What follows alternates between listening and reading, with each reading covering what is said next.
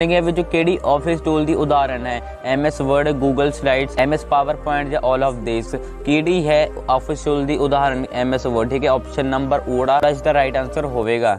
ਤਾਂ ਆਪਣਾ ਦੂਜਾ ਪ੍ਰਸ਼ਨ ਹੈ, ਹੇਠ ਲਿਖਿਆਂ ਵਿੱਚੋਂ ਕਿਹੜੀ ਵਰਡ ਪ੍ਰੋਸੈਸਰ ਦੀ ਉਦਾਹਰਨ ਹੈ? ਤੁਸੀਂ ਇਹਨਾਂ ਚਾਰਾਂ ਵਿੱਚੋਂ ਦੱਸਣਾ ਕਿਹੜੀ ਵਰਡ ਪ੍ਰੋਸੈਸਰ ਦੀ ਉਦਾਹਰਨ ਹੈ।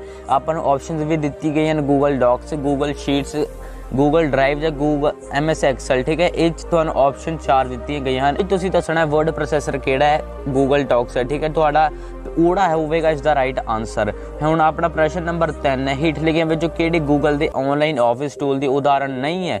ਇਹ ਨਹੀਂ ਪੁੱਛਿਆ ਗਿਆ। ਠੀਕ ਹੈ, Google slide, Google Docs, open office writer ਤੇ ਗੂਗਲ ਸਲਾਈਡਸ मतलब गूगल शीट था ऑनलाइन ऑफिस टूल की उदाहरण है, but option number ED open office writer इसकी उदाहरण नहीं है। तुसी इसनूं टिक कर लेना है। ठीक है, ऑप्शन नंबर 3।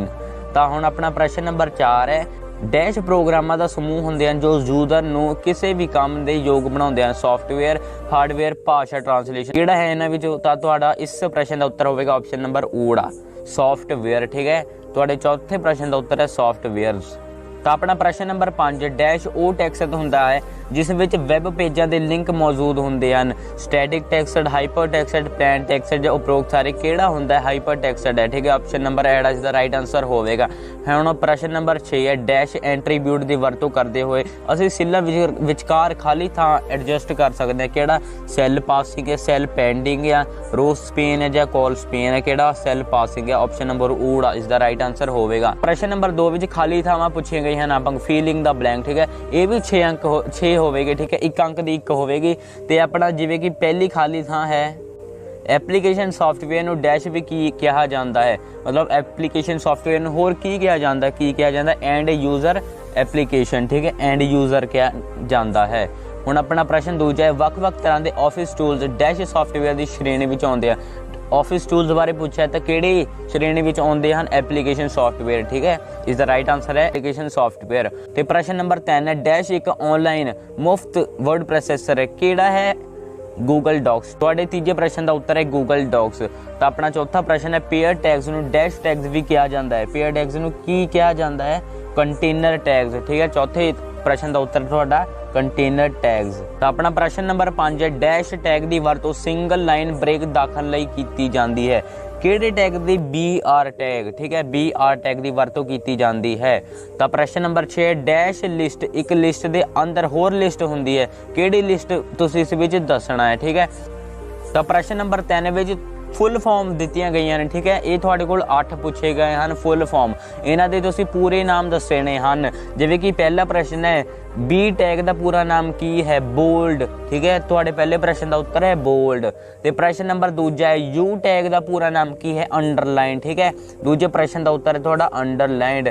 एंड प्रश्न नंबर 3 है, P टैग का पूरा नाम की है? P टैग का तुसीं दसना है। तो तुहाडे तीजे प्रश्न का उत्तर है पैराग्राफ आइटम। ठीक है, पैराग्राफ एलीमेंट। तुहाडे तीजे प्रश्न का उत्तर है पैराग्राफ एलीमेंट। प्रश्न नंबर 4 है, BR टैग का पूरा नाम दसो। तुसीं BR टैग का पूरा नाम दसना है। तो उत्तर होवेगा लाइन ब्रेक एलीमेंट। ठीक है, तुहाडे चौथे प्रश्न का उत्तर है लाइन ब्रेक एलीमेंट। ते अपना पंजवां प्रश्न है, अंडरलाइन UL का पूरा नाम दसो। तुसीं UL का पूरा नाम दसना है अनऑर्डर्ड लिस्ट। ठीक है, तुहाडे पंजवें प्रश्न का उत्तर है अनऑर्डर्ड लिस्ट। एंड प्रश्न नंबर 6 है, LI टैग का पूरा नाम की है? LI टैग का तुसीं पूरा नाम दसना है लिस्ट आइटम। ठीक है, तुहाडे प्रश्न नंबर 6 का उत्तर है लिस्ट आइटम। तो प्रश्न नंबर 7 है, TR टैग का पूरा नाम की है? TR टैग का नाम है टेबल रॉ। तो अपना प्रश्न नंबर 8 है, TD टैग का पूरा नाम की है? तुसीं TD टैग का पूरा नाम दसना है।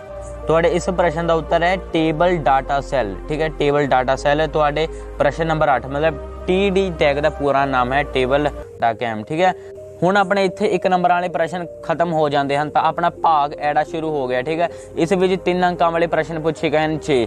जिवें कि प्रश्न नंबर 4 है, ऑफिस टूल्स की परिभाषा दिओ। तुसीं इस प्रश्न के उत्तर विच लिखना है, वो सॉफ्टवेयर जो कंप्यूटर यूजर नूं उन्हां दे दफ्तरी कंमकारां विच वधेरे लाभकारी कुशल बनाउण लई तैयार कीते गए हैं, उन्हां नूं ऑफिस टूल्स कहा जाता है। ठीक है, word processor, spreadsheet, presentation software आदि कुछ महत्वपूर्ण एप्लीकेशन सॉफ्टवेयर की उदाहरण हैं। ये टूल्स ਵੱਖ-ਵੱਖ दफ्तरी कामां विच यूजर का समा ਅਤੇ ਮਿਹਨਤ बचाउण लई मदद करते हैं। इस प्रश्न का उत्तर तुसीं इस तरह लिखना है। ठीक है, ये सिर्फ 3-4 लाइनां दा ही है। ਤਾਂ ਆਪਣਾ ਪ੍ਰਸ਼ਨ ਨੰਬਰ 5 ਐਪਲੀਕੇਸ਼ਨ ਸੌਫਟਵੇਅਰ ਕੀ ਹਨ। ਇਹ ਤੁਹਾਡੇ ਕੋਲ ਪ੍ਰਸ਼ਨ ਪੁੱਛਿਆ ਗਿਆ ਹੈ ਪਹਿਲੇ ਲੈਸਨ ਵਿੱਚੋਂ। ਐਪਲੀਕੇਸ਼ਨ ਸੌਫਟਵੇਅਰ ਬਾਰੇ ਤੁਸੀਂ ਐਕਸਪਲੇਨ ਕਰਨਾ ਹੈ। ਇਸ ਪ੍ਰਸ਼ਨ ਦਾ ਉੱਤਰ ਐਪਲੀਕੇਸ਼ਨ ਸੌਫਟਵੇਅਰ ਨੂੰ ਐਂਡ ਯੂਜ਼ਰ ਐਪਲੀਕੇਸ਼ਨ ਵਜੋਂ ਵੀ ਜਾਣਿਆ ਜਾਂਦਾ ਹੈ। ਇਹ ਸੌਫਟਵੇਅਰ ਆਮ ਤੌਰ ਤੇ ਯੂਜ਼ਰ ਲਈ ਖਾਸ ਕੰਮ ਕਰਨ ਲਈ ਤਿਆਰ ਕੀਤੇ ਗਏ ਹਨ। ਇਹ ਸੌਫਟਵੇਅਰ ਆਮ ਤੌਰ ਤੇ ਹਾਈ ਲੈਵਲ ਪ੍ਰੋਗਰਾਮਿੰਗ ਭਾਸ਼ਾ ਵਿੱਚ ਲਿਖੇ ਜਾਂਦੇ ਹਨ। ਐਪਲੀਕੇਸ਼ਨ ਸੌਫਟਵੇਅਰ ਆਪਰੇਟਿੰਗ ਸਿਸਟਮ ਦੀ ਮਦਦ ਤੋਂ ਬਿਨਾਂ ਨਹੀਂ ਚੱਲ ਸਕਦੇ। ਠੀਕ ਹੈ, MS ਵਰਡ, ਐਕਸਲ, ਪਾਵਰਪੁਆਇੰਟ ਆਦਿ ਐਪਲੀਕੇਸ਼ਨ ਸੌਫਟਵੇਅਰ ਦੇ ਮੁੱਖ ਉਦਾਹਰਨਾਂ ਹਨ। ਤਾਂ ਪ੍ਰਸ਼ਨ ਨੰਬਰ 2 ਦੀ ਤੁਸੀਂ ਇਸ ਤਰ੍ਹਾਂ ਉੱਤਰ ਲਿਖਣੇ ਹਨ। ਹੁਣ ਆਪਣਾ ਅਗਲਾ ਪ੍ਰਸ਼ਨ ਹੈ ਪ੍ਰਸ਼ਨ ਨੰਬਰ 6 HTML ਕੀ ਹੈ। ਤੁਸੀਂ HTML ਬਾਰੇ ਇਸ ਵਿੱਚ ਐਕਸਪਲੇਨ ਕਰਨਾ ਹੈ। ਇਸ ਪ੍ਰਸ਼ਨ ਦਾ ਸਿੰਪਲ ਜਿਹਾ ਉੱਤਰ ਹੈ HTML ਦਾ ਪੂਰਾ ਨਾਮ ਹਾਈਪਰ ਟੈਕਸਟ ਮਾਰਕਅਪ ਲੈਂਗੁਏਜ ਹੈ। ਠੀਕ ਹੈ, ਇਹ ਇੱਕ ਸਧਾਰਨ ਟੈਕਸਟ ਆਧਾਰਿਤ ਭਾਸ਼ਾ ਹੈ। ਇਸ ਦੀ ਵਰਤੋਂ ਵੈਬ ਪੇਜ ਬਣਾਉਣ ਲਈ ਕੀਤੀ ਜਾਂਦੀ ਹੈ। ਵੈਬ ਪੇਜਾਂ ਵਿੱਚ ਵਰਤੀਆਂ ਜਾਣ ਵਾਲੀਆਂ HTML ਕਮਾਂਡਾਂ ਨੂੰ ਟੈਗਸ ਵੀ ਕਿਹਾ ਜਾਂਦਾ ਹੈ। HTML ਟੈਗਸ ਲਈ ਐਂਗੂਲਰ ਬ੍ਰੈਕਟਾਂ ਦੀ ਵਰਤੋਂ ਕੀਤੀ ਜਾਂਦੀ ਹੈ। HTML ਵਿੱਚ ਦੋ ਤਰ੍ਹਾਂ ਦੇ ਟੈਗ ਵਰਤੇ ਜਾਂਦੇ ਹਨ, ਪੇਅਰ ਟੈਗ ਜਾਂ ਕੰਟੇਨਰ ਟੈਗ। ਠੀਕ ਹੈ, ਅਨਪੇਅਰ ਟੈਗ ਜਾਂ ਅਨਅਪੈਂਟੀ ਟੈਗ। ਠੀਕ ਹੈ, ਇਸ ਪ੍ਰਸ਼ਨ ਦਾ ਉੱਤਰ ਤੁਸੀਂ ਸਿਰਫ ਇਸ ਤਰ੍ਹਾਂ ਲਿਖਣਾ ਹੈ। ਇਹ ਵੀ ਬਹੁਤ ਹੀ ਜ਼ਿਆਦਾ ਸੌਖਾ ਪ੍ਰਸ਼ਨ ਹੈ, HTML ਕੀ ਹੈ। ਤੇ ਆਪਣਾ ਪ੍ਰਸ਼ਨ ਨੰਬਰ 7 ਹੈ HTML ਪ੍ਰੋਗਰਾਮਿੰਗ ਲਈ ਵਰਤੇ ਜਾਣ ਵਾਲੇ ਸੌਫਟਵੇਅਰ ਦੇ ਨਾਮ ਲਿਖੋ। ਤੁਸੀਂ ਸੌਫਟਵੇਅਰ ਦੇ ਨਾਮ ਲਿਖਣੇ ਹਨ। ਠੀਕ ਹੈ, ਤੁਸੀਂ ਉੱਤਰ ਵਿੱਚ ਲਿਖਣਾ ਹੈ HTML ਪ੍ਰੋਗਰਾਮਿੰਗ ਲਈ ਹੇਠ ਲਿਖੇ ਸੌਫਟਵੇਅਰ ਵਰਤੇ ਜਾਂਦੇ ਹਨ। ਪਹਿਲਾ ਹੈ ਟੈਕਸਟ ਐਡੀਟਰ। ਠੀਕ ਹੈ, ਜਿਵੇਂ ਕਿ ਨੋਟਪੈਡ++, ਸਬਲਾਈਮ ਆਦਿ। ਠੀਕ ਹੈ, web browser, internet explorer, Google chrome. ਠੀਕ ਹੈ, ਫਾਇਰਫੌਕਸ ਆਦਿ। ਠੀਕ ਹੈ, ਇਸ ਪ੍ਰਸ਼ਨ ਦਾ ਉੱਤਰ ਤੁਸੀਂ ਇਸ ਤਰ੍ਹਾਂ ਲਿਖਣਾ ਹੋਵੇਗਾ। ਤੇ ਆਪਣਾ ਪ੍ਰਸ਼ਨ ਨੰਬਰ 8 ਹੈ ਆਰਡਰ ਲਿਸਟ ਕੀ ਹੁੰਦੀ ਹੈ। ਆਰਡਰ ਲਿਸਟ ਬਣਾਉਣ ਲਈ ਵਰਤੇ ਜਾਂਦੇ ਟੈਗਸ ਐਂਟਰੀਬਿਊਟਸ ਦੇ ਨਾਮ ਲਿਖੋ। ਤੁਸੀਂ ਟੈਗਸ ਤੇ ਐਂਟਰੀਬਿਊਟਸ ਦੇ ਨਾਮ ਲਿਖਣੇ ਹਨ ਆਰਡਰ ਲਿਸਟ ਬਾਰੇ। ਠੀਕ ਹੈ, ਇਸ ਪ੍ਰਸ਼ਨ ਦਾ ਉੱਤਰ ਵੀ ਸਿੰਪਲ ਜਿਹਾ ਹੈ। ਆਰਡਰ ਲਿਸਟ ਨੂੰ ਨੰਬਰਡ ਲਿਸਟ ਵੀ ਕਿਹਾ ਜਾਂਦਾ ਹੈ ਕਿਉਂਕਿ ਇਸ ਲਿਸਟ ਵਿੱਚ ਆਈਟਮਾਂ ਦੀ ਸੂਚੀ ਨੂੰ ਨੰਬਰਾਂ ਵਾਲੇ ਫਾਰਮੈਟ ਵਿੱਚ ਦਿਖਾਇਆ ਜਾਂਦਾ ਹੈ। ਇਹਨਾਂ ਲਿਸਟਾਂ ਦੀ ਵਰਤੋਂ ਉਸ ਸਮੇਂ ਕੀਤੀ ਜਾਂਦੀ ਹੈ ਜਦੋਂ ਲਿਸਟ ਵਿੱਚ ਆਈਟਮਾਂ ਦਾ ਕ੍ਰਮ ਬਹੁਤ ਮਹੱਤਵਪੂਰਨ ਹੋਵੇ। ਠੀਕ ਹੈ, ਆਰਡਰ ਲਿਸਟ ਲਈ ਵਰਤੇ ਜਾਣੇ ਟੈਗ ਅਤੇ ਐਂਟਰੀਬਿਊਟਸ। HTML ਵਿੱਚ ਆਰਡਰ ਲਿਸਟ ਵਿੱਚ OL ਟੈਗ ਦੀ ਵਰਤੋਂ ਕੀਤੀ ਜਾਂਦੀ ਹੈ। ਲਿਸਟ ਆਈਟਮਾਂ ਨੂੰ ਦਰਸਾਉਣ ਲਈ LI ਟੈਗ ਦੀ ਵਰਤੋਂ ਕੀਤੀ ਜਾਂਦੀ ਹੈ ਤੇ OL ਟੈਗ ਲਈ ਆਮ ਤੌਰ ਤੇ ਟਾਈਪ ਅਤੇ ਸਟਾਰਟ ਐਂਟਰੀਬਿਊਟਸ ਦੀ ਵਰਤੋਂ ਕੀਤੀ ਜਾਂਦੀ ਹੈ। ਟਾਈਪ ਐਂਟਰੀਬਿਊਟ ਦੀ ਵਰਤੋਂ ਨਾਲ ਲਿਸਟ ਲਈ ਨੰਬਰਿੰਗ ਦੀ ਕਿਸਮ ਸੈੱਟ ਕੀਤੀ ਜਾਂਦੀ ਹੈ, ਜਦੋਂ ਕਿ ਸਟਾਰਟ ਐਂਟਰੀਬਿਊਟ ਦੀ ਵਰਤੋਂ ਲਿਸਟ ਦੀ ਨੰਬਰਿੰਗ ਦੀ ਸ਼ੁਰੂਆਤੀ ਬਿੰਦੂ ਸੈੱਟ ਕਰਨ ਲਈ ਕੀਤੀ ਜਾਂਦੀ ਹੈ। ਠੀਕ ਹੈ, ਇਸ ਪ੍ਰਸ਼ਨ ਦਾ ਉੱਤਰ ਤੁਸੀਂ ਇਸ ਤਰ੍ਹਾਂ ਲਿਖਣਾ ਹੋਵੇਗਾ। ਠੀਕ ਹੈ, ਤਾਂ ਹੁਣ ਆਪਣਾ ਪ੍ਰਸ਼ਨ ਨੰਬਰ 9 ਹੈ ਤੁਸੀਂ HTML ਟੇਬਲਸ ਵਿੱਚ ਸੈੱਲਾਂ ਨੂੰ ਕਿਸ ਤਰ੍ਹਾਂ ਮਰਜ ਕਰੋਗੇ। ਠੀਕ ਹੈ, ਇਹ ਵੀ ਬਹੁਤ ਹੀ ਜ਼ਿਆਦਾ ਇੰਪੋਰਟੈਂਟ ਪ੍ਰਸ਼ਨ ਹੈ, 3 ਅੰਕਾਂ ਦਾ ਹੋਵੇਗਾ। ਤੁਸੀਂ ਇਸ ਪ੍ਰਸ਼ਨ ਦਾ ਉੱਤਰ ਇਸ ਤਰ੍ਹਾਂ ਲਿਖਣਾ ਹੈ। ਸੈੱਲਾਂ ਨੂੰ ਮਰਜ ਕਰਨ ਤੋਂ ਭਾਵ 2 ਜਾਂ 2 ਤੋਂ ਵੱਧ ਸੈੱਲਾਂ ਨੂੰ ਮਿਲਾ ਕੇ ਇੱਕ ਸੈੱਲ ਬਣਾਉਣਾ। HTML ਟੇਬਲ ਵਿੱਚ ਸੈੱਲਾਂ ਨੂੰ ਮਿਲਾਉਣ ਕੋਲ ਸਪਾਨ ਅਤੇ ਰੋ ਸਪਾਨ ਐਂਟਰੀਬਿਊਟਸ ਦੀ ਵਰਤੋਂ ਕੀਤੀ ਜਾਂਦੀ ਹੈ। ਇਹਨਾਂ ਐਂਟਰੀਬਿਊਟਸ ਦੀ ਵਰਤੋਂ TD ਜਾਂ TH ਟੈਗਸ ਵਿੱਚ ਕੀਤੀ ਜਾਂਦੀ ਹੈ। ਸਭ ਤੋਂ ਪਹਿਲਾਂ ਕੋਲ ਸਪਾਨ ਹੈ। ਠੀਕ ਹੈ, ਇਹ 2 ਜਾਂ 2 ਤੋਂ ਵੱਧ ਕਾਲਮਾਂ ਦੇ ਸੈੱਲ ਨੂੰ ਮਰਜ ਕਰਨ ਲਈ ਵਰਤਿਆ ਜਾਂਦਾ ਹੈ। ਉਦਾਹਰਨ ਹੈ TD ਕੋਲ ਸਪਾਨ ਬਰਾਬਰ 2। ਠੀਕ ਹੈ, ਐਂਡ ਰੋ ਸਪਾਨ ਹੈ, ਇਹ 2 ਜਾਂ 2 ਤੋਂ ਵੱਧ ਰੋਜ਼ ਦੇ ਸੈੱਲਾਂ ਨੂੰ ਮਰਜ ਕਰਨ ਲਈ ਵਰਤਿਆ ਜਾਂਦਾ ਹੈ। ਉਦਾਹਰਨ ਵਜੋਂ TD ਰੋ ਸਪਾਨ 2। ਠੀਕ ਹੈ, ਇਸ ਪ੍ਰਸ਼ਨ ਦਾ ਉੱਤਰ ਤੁਸੀਂ ਇਸ ਤਰ੍ਹਾਂ ਲਿਖਣਾ ਹੈ। ਸਾਰੇ ਪ੍ਰਸ਼ਨਾਂ ਦੇ ਉੱਤਰ ਦੇ ਤੁਸੀਂ ਸਕਰੀਨਸ਼ਾਟ ਲਈ ਜਾਓ ਤੇ ਚੰਗੀ ਤਰ੍ਹਾਂ ਯਾਦ ਕਰਨਾ ਹੈ, ਬਹੁਤ ਹੀ ਜ਼ਿਆਦਾ ਇੰਪੋਰਟੈਂਟ ਕੁਐਸਚਨ ਹਨ। ਤਾਂ 3 ਅੰਕਾਂ ਵਾਲੇ ਪ੍ਰਸ਼ਨ ਤੁਹਾਡੇ ਇੱਥੇ ਖਤਮ ਹੋ ਜਾਂਦੇ ਹਨ। ਠੀਕ ਹੈ, ਇਹ 6 ਪ੍ਰਸ਼ਨ ਪੁੱਛੇ ਗਏ ਸੀ, ਜਿਸ ਵਿੱਚੋਂ 5ਵੇਂ ਅਤੇ 9ਵੇਂ ਪ੍ਰਸ਼ਨ ਦੀ ਅੰਦਰੂਨੀ ਛੋਟ ਸੀ। ਠੀਕ ਹੈ, ਇਹਨਾਂ ਵਿੱਚੋਂ ਇੱਕ ਪ੍ਰਸ਼ਨਾਂ ਦੇ ਉੱਤਰ ਸੀ ਅਸੀਂ ਕਰਾ ਦਿੱਤੇ ਹਨ। ਠੀਕ ਹੈ, ਇਹਨਾਂ ਨੂੰ ਤੁਸੀਂ ਚੰਗੀ ਤਰ੍ਹਾਂ ਯਾਦ ਕਰ ਲੈਣਾ। ਹੁਣ ਆਪਣਾ ਭਾਗ ED ਹੈ। ਠੀਕ ਹੈ, ਇਹਨਾਂ ਵਿੱਚ ਵੱਡੇ ਉੱਤਰਾਂ ਵਾਲੇ ਪ੍ਰਸ਼ਨ ਪੁੱਛੇ ਗਏ ਹਨ 2। ਠੀਕ ਹੈ, ਦੋਨਾਂ ਦੀ ਅੰਦਰੂਨੀ ਛੋਟ ਹੈ। ਜਿਵੇਂ ਕਿ ਪ੍ਰਸ਼ਨ ਨੰਬਰ 10 ਹੈ ਸੌਫਟਵੇਅਰ ਕੀ ਹੁੰਦੇ ਹਨ। ਵੱਖ-ਵੱਖ ਕਿਸਮਾਂ ਦੇ ਸੌਫਟਵੇਅਰ ਦਾ ਵਰਣਨ ਕਰੋ, ਜਾਂ ਤੁਸੀਂ ਆਰਡਰ ਲਿਸਟ ਅਤੇ ਅਨਆਰਡਰ ਲਿਸਟ ਵਿੱਚ ਅੰਤਰ ਦੱਸ ਸਕਦੇ ਹੋ। ਪ੍ਰਸ਼ਨ 11 ਹੈ ਟੇਬਲਸ ਕੀ ਹੁੰਦੇ ਹਨ। HTML ਡਾਕੂਮੈਂਟ ਵਿੱਚ ਟੇਬਲ ਬਣਾਉਣ ਲਈ ਵਰਤੇ ਜਾਣ ਲਈ ਵਾਲੇ ਮੁੱਢਲੇ ਟੈਗਸ ਦਾ ਵਰਣਨ ਕਰੋ, ਜਾਂ ਆਫਲਾਈਨ ਅਤੇ ਆਨਲਾਈਨ ਆਫਿਸ ਟੂਲ ਦੀ ਤੁਲਨਾ ਕਰੋ। ਤਾਂ ਆਪਾਂ ਸੌਫਟਵੇਅਰ ਕੀ ਹੁੰਦੇ ਹਨ, ਵੱਖ-ਵੱਖ ਕਿਸਮਾਂ ਦੇ ਸੌਫਟਵੇਅਰ ਦਾ ਵਰਣਨ ਕਰਨ ਜਾਂਦੇ। ਪ੍ਰਸ਼ਨ ਨੰਬਰ 10 ਦਾ ਅਸੀਂ ਪਹਿਲਾਂ ਕਰਾਂਗੇ। ਇਸ ਪ੍ਰਸ਼ਨ ਦਾ ਉੱਤਰ ਵੀ ਬਹੁਤ ਹੀ ਜ਼ਿਆਦਾ ਸੌਖਾ ਹੈ। ਠੀਕ ਹੈ, ਘਬਰਾਉਣ ਦੀ ਲੋੜ ਨਹੀਂ, ਬਿਲਕੁਲ ਤੁਸੀਂ ਇਸ ਨੂੰ ਸਮਝਣਾ ਤੇ ਚੰਗੀ ਤਰ੍ਹਾਂ ਯਾਦ ਕਰ ਲੈਣਾ ਹੈ। ਤੁਸੀਂ ਉੱਤਰ ਵਿੱਚ ਇਸ ਤਰ੍ਹਾਂ ਲਿਖਣਾ ਹੈ, ਸੌਫਟਵੇਅਰ ਪ੍ਰੋਗਰਾਮਾਂ ਦਾ ਇੱਕ ਸਮੂਹ ਹੁੰਦਾ ਹੈ ਜੋ ਯੂਜ਼ਰ ਨੂੰ ਕੁਝ ਖਾਸ ਕੰਮ ਕਰਨ ਦੇ ਯੋਗ ਬਣਾਉਂਦਾ ਹੈ ਜਾਂ ਕੰਪਿਊਟਰ ਨੂੰ ਚਲਾਉਣ ਲਈ ਵਰਤਿਆ ਜਾਂਦਾ ਹੈ। ਸੌਫਟਵੇਅਰ ਤੋਂ ਬਿਨਾਂ ਯੂਜ਼ਰ ਕੰਪਿਊਟਰ ਤੇ ਕੋਈ ਕੰਮ ਨਹੀਂ ਕਰ ਸਕਦਾ। ਸੌਫਟਵੇਅਰ ਨੂੰ ਮੁੱਖ ਤੌਰ ਤੇ ਦੋ ਕਿਸਮਾਂ ਵਿੱਚ ਵੰਡਿਆ ਜਾ ਸਕਦਾ ਹੈ, ਐਪਲੀਕੇਸ਼ਨ ਸੌਫਟਵੇਅਰ ਅਤੇ ਸਿਸਟਮ ਸੌਫਟਵੇਅਰ। ਸਭ ਤੋਂ ਪਹਿਲਾਂ ਸਿਸਟਮ ਸੌਫਟਵੇਅਰ ਨੂੰ ਤੁਸੀਂ ਐਕਸਪਲੇਨ ਇਸ ਤਰ੍ਹਾਂ ਕਰਨਾ ਹੈ, ਸਿਸਟਮ ਸੌਫਟਵੇਅਰ ਸਿਸਟਮ ਪ੍ਰੋਗਰਾਮਾਂ ਦਾ ਸਮੂਹ ਹੁੰਦਾ ਹੈ। ਇਹ ਸੌਫਟਵੇਅਰ ਕੰਪਿਊਟਰ ਨੂੰ ਚਲਾਉਣ, ਕੰਟਰੋਲ ਕਰਨ ਅਤੇ ਇਸ ਦੀ ਪ੍ਰੋਸੈਸਿੰਗ ਸਮਰੱਥਾ ਵਧਾਉਣ ਲਈ ਤਿਆਰ ਕੀਤੇ ਜਾਂਦੇ ਹਨ। ਇਹ ਸੌਫਟਵੇਅਰ ਆਮ ਤੌਰ ਤੇ ਲੋ ਲੈਵਲ ਕੰਪਿਊਟਰ ਪ੍ਰੋਗਰਾਮਿੰਗ ਭਾਸ਼ਾਵਾਂ ਵਿੱਚ ਲਿਖੇ ਜਾਂਦੇ ਹਨ। ਸਿਸਟਮ ਸੌਫਟਵੇਅਰ ਦੇ ਕੁਝ ਉਦਾਹਰਨ ਹਨ, ਆਪਰੇਟਿੰਗ ਸਿਸਟਮ, ਭਾਸ਼ਾ ਟਰਾਂਸਲੇਟਰ ਆਦਿ। ਠੀਕ ਹੈ, ਫਿਰ ਤੁਸੀਂ ਐਪਲੀਕੇਸ਼ਨ ਸੌਫਟਵੇਅਰ ਨੂੰ ਐਕਸਪਲੇਨ ਕਰਨਾ ਹੈ। ਐਪਲੀਕੇਸ਼ਨ ਸੌਫਟਵੇਅਰ ਨੂੰ ਐਂਡ ਯੂਜ਼ਰ ਐਪਲੀਕੇਸ਼ਨ ਵਜੋਂ ਵੀ ਜਾਣਿਆ ਜਾਂਦਾ ਹੈ। ਇਹ ਸੌਫਟਵੇਅਰ ਆਮ ਤੌਰ ਤੇ ਯੂਜ਼ਰ ਲਈ ਖਾਸ ਕੰਮ ਕਰਨ ਲਈ ਤਿਆਰ ਕੀਤੇ ਗਏ ਹਨ। ਇਹ ਸੌਫਟਵੇਅਰ ਆਮ ਤੌਰ ਤੇ ਹਾਈ ਲੈਵਲ ਪ੍ਰੋਗਰਾਮਿੰਗ ਭਾਸ਼ਾਵਾਂ ਵਿੱਚ ਲਿਖੇ ਜਾਂਦੇ ਹਨ। ਐਪਲੀਕੇਸ਼ਨ ਸੌਫਟਵੇਅਰ ਆਪਰੇਟਿੰਗ ਸਿਸਟਮ ਦੀ ਮਦਦ ਤੋਂ ਬਿਨਾਂ ਨਹੀਂ ਚੱਲ ਸਕਦੇ। MS ਵਰਡ, ਐਕਸਲ, ਪਾਵਰਪੁਆਇੰਟ ਆਦਿ ਐਪਲੀਕੇਸ਼ਨ ਸੌਫਟਵੇਅਰ ਦੀਆਂ ਮੁੱਖ ਉਦਾਹਰਨਾਂ ਹਨ।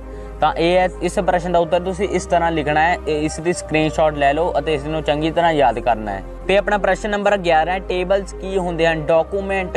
HTML ਡਾਕੂਮੈਂਟ ਵਿੱਚ ਟੇਬਲ ਬਣਾਉਣ ਲਈ ਵਰਤੇ ਜਾਣ ਵਾਲੇ ਮੁੱਢਲੇ ਟੈਗਸ ਦਾ ਵਰਣਨ ਕਰੋ ਜਾਂ ਆਫਲਾਈਨ ਅਤੇ ਆਨਲਾਈਨ ਆਫਿਸ ਟੂਲ ਦੀ ਤੁਲਨਾ ਕਰੋ। ਇਹਨਾਂ ਦੋਨਾਂ ਵਿੱਚ ਆਫਲਾਈਨ ਅਤੇ ਆਨਲਾਈਨ ਆਫਿਸ ਟੂਲਸ ਦੀ ਤੁਲਨਾ ਵਾਲਾ ਪ੍ਰਸ਼ਨ ਬਹੁਤ ਹੀ ਜ਼ਿਆਦਾ ਸੌਖਾ ਤੇ ਬਹੁਤ ਹੀ ਜ਼ਿਆਦਾ ਇੰਪੋਰਟੈਂਟ ਹੈ।